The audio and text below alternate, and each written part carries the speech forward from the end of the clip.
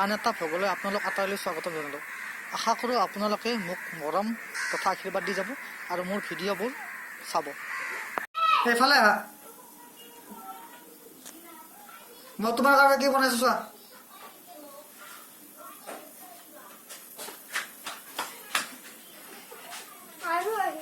আহিছা?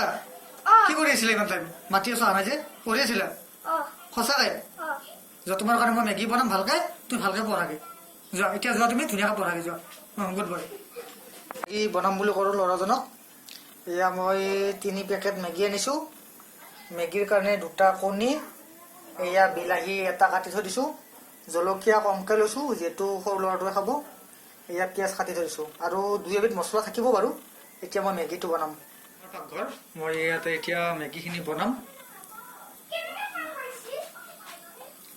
পাকঘৰটো অকণমান লেতেৰা হৈ আছে কাৰণ ঘৰৰ মানুহ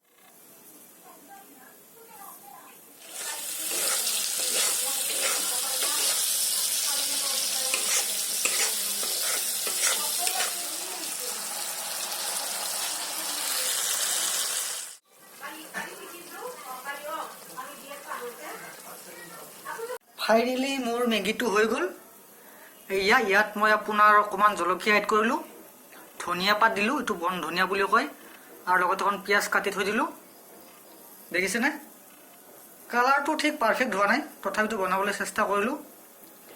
আৰু আজিৰ ভিডিঅ'টো ইমানতে সমাপ্ত কৰিম। নিশ্চয় আপোনালোকে ভাল পাব আৰু আপোনালোকে লাইক কমেণ্ট কৰিব বুলি আশা থাকিলে।